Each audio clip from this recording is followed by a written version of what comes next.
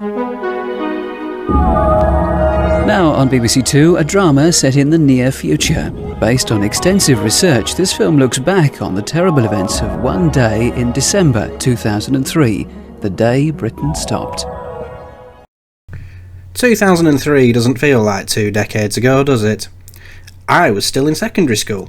I'd started my first foray into creating online content relating to roads, which we won't discuss further as it was cringe, and one of the biggest television events of the year for a nerd like me was a little pseudo-documentary on BBC Two broadcast on the 13th of May.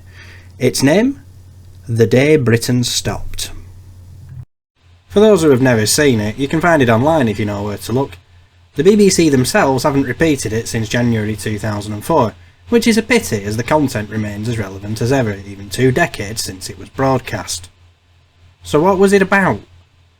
I suppose if you haven't seen it and you don't want to hear spoilers, you should probably immediately go and watch it and tank my retention statistics in the process. Right, if you're still here then, what basically happens is that another train crash follows shortly after the Potters Bar derailment, which pushes ASLEF over the edge into deciding that enough is enough. They call a 24-hour total strike scheduled for the 19th of December 2003, which is the busiest travel day before Christmas. This union has a duty to its members and to the travelling public to ensure that Waverley is the last disaster of its kind. We will therefore go ahead with planned withdrawal of labour with effect from 8 AM. Thank you very much. The timeline begins at 8 AM, with the trains out of service, including the London Underground. The South East is feeling the pressure somewhat. We're introduced to Inspector Clive Turner, who has overall responsibility for the Surrey section of the M25. He arrives at work thoroughly expecting to have a bad day. Once we're made aware of Inspector Clive Turner's role, we're introduced to 2 further characters. These are Julian Galt, played by Steve North, who you may remember as Colin Parrish from London's Burning, and Pauline Watkins, played by Prue Clark, who's had roles in Call the Midwife and Midsummer Murders, to name just 2. Julian is taking his family into London to buy some Christmas gifts before returning to Heathrow Airport in order to catch a flight which will take them to Bilbao, whereas Pauline is taking her daughter Charlotte to Old Trafford to watch the England-Turkey friendly. Despite both parties expecting to have a thoroughly bad time on the roads, nothing really seems to be a problem. 400 miles north, investigating the aftermath of the Waverley disaster and sporting some impressive eyebrows in the process, is Transport Minister Tom Walker. He still hopes he can play politics and ride out the looming storm. He's of course wrong, but for now his day is also somewhat uneventful. Naturally the good times can't last because it would be boring television if they did. At around 20 to 2 in the afternoon, Inspector Clive Turner receives a telephone call that there has been a crossover collision on the M25. Left with no choice but to close the motorway, a number of diversion routes are implemented as standard procedure. Unfortunately, roadworks had commenced on one of these routes, but nobody had bothered to tell the police that this was the case. The resulting chaos means that this part of South East England becomes very quickly gridlocked, and things will only get worse from here on. It turns out that the collision involved Pauline Watkins. She and her daughter are trapped in the vehicle. Pauline is removed quite quickly and rushed to hospital, but complications mean that Charlotte is left trapped for a lot longer. By this point the queue on the M25 has stretched past the junction with the M23. Things are getting out of hand very quickly. In the diversion we're introduced to tanker driver Steve Thomas. He is on his way to Swindon, but has been held up with this problem. By now this ever worsening congestion was beginning to have an impact on other services. Air traffic controllers on their way to West Drayton were one such group. At this point in the story we're introduced to Nicola Evans. On the 19th of December she was responsible for directing aircraft on their final approach into Heathrow Airport. Due to the strike, airports were busier than normal, and worsening congestion on the roads meant that some of the air traffic controllers were about to be late for work. Meanwhile, Steve Thomas has got past the initial chaotic incident site on the M25 and is on a relatively free-flowing section near Heathrow Airport. Not far behind him, the Galt family have joined the same motorway. It's not actually made clear what happens, but Steve Thomas's tanker jackknifes and overturns, blocking the entire motorway. This results in the second closure, and the Galt family are now trapped in the resulting congestion. That basically is it for the roads. The cascade failure has begun, and before anyone can react, the congestion starts to spread in all directions, including into central London. Back at the original crash site, Charlotte Watkins is finally extracted from the damaged vehicle and rushed to hospital. However, the ambulance gets caught up in so much traffic that it runs out of essential fluids and medicines, and Charlotte dies a mile away from the hospital in Redhill. She becomes the day's first fatality. Across the whole of the country, bad weather and general traffic means that the whole road network is slowly becoming more and more gridlocked. This causes no end of problems in London, of course, and now there is a fear that staff at Heathrow Airport might not be able to get to the control tower. This could result in the airport losing a runway. As the repercussions start to spread, the media, and soon politicians alike, will be looking for scapegoats. Indeed, one of them is deemed to be Mick Ricks. On the line now is Mick Ricks. He is the General Secretary of the rail union ASLEF. Well, Mr Ricks, are you proud of bringing the country to a standstill? Well, I don't think there's any need to be proud or vitriolic about anything. I think this action is well justified. Still in Edinburgh, Transport Minister Tom Walker is quite glad that Mick Ricks is taking a lot of flack from the media. He believes that this will help sway public opinion against the strike. However, he hasn't really got time to enjoy this thought, as he is ordered back to London immediately to help Alistair Darling resolve the crisis. By 6 PM, the chaos around Heathrow was so grave that people couldn't get in or out easily.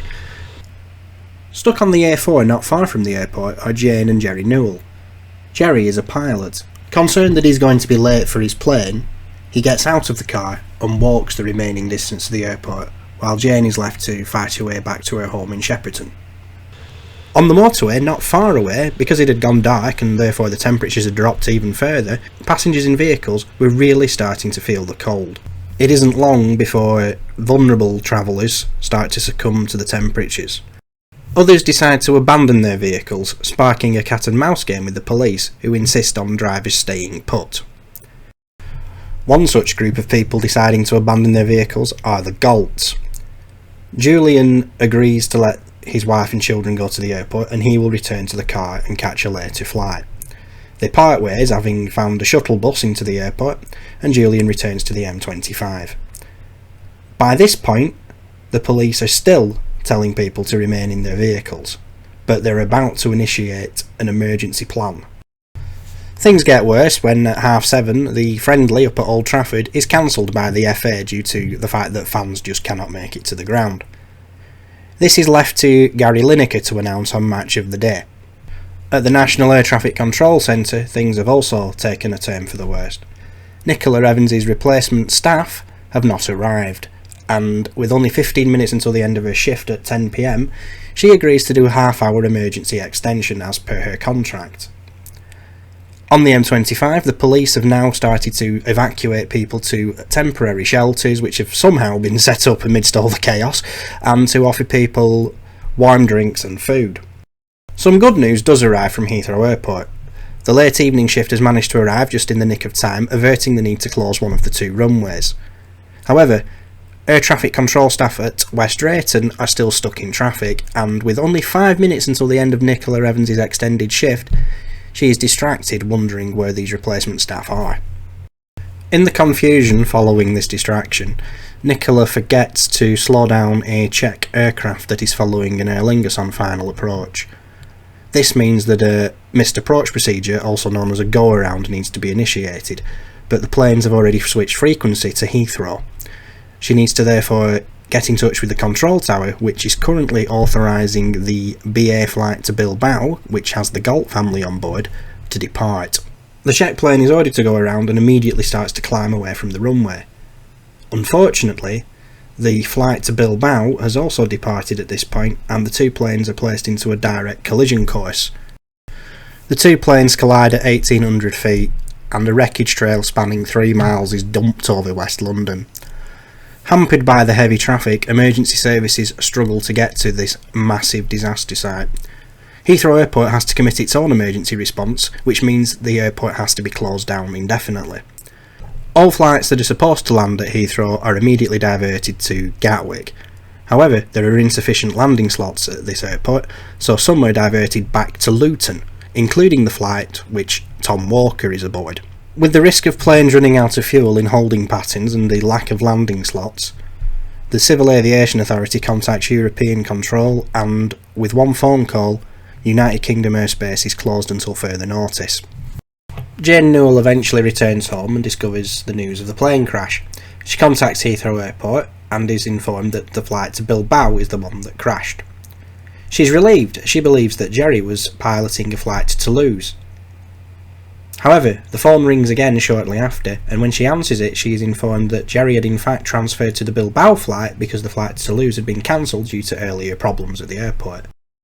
Likewise, news of the air crash eventually reaches Julian Galt.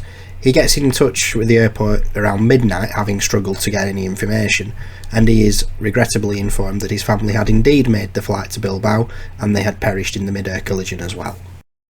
The disaster has killed 64 passengers and crew from both planes, along with 23 people on the ground. Along with the death of Charlotte Watkins and a further 5 people who succumbed to hypothermia from being stranded in their vehicles overnight, the final death toll exceeds 93. Nicola Evans and 2 other air traffic controllers are charged with multiple counts of manslaughter following the disaster, and their trial takes place in 2004. Thanks to the efforts of an industry insider called Daniel Boyd, the defence team manages to undermine the prosecution's case and prove that Nicola Evans was not to blame. Rather, systemic failures were the cause of the tragedy. A year later, Tom Walker, having previously resigned as Transport Minister, attends the memorial service for the disaster. Here he meets Julian Galt and Nicola Evans. And it is at this point where the documentary draws to a close. Well, I hope you enjoyed part 1 of this 20th anniversary retrospective of the day Britain stopped. Why not join me for part 2 where we discuss, could this actually happen?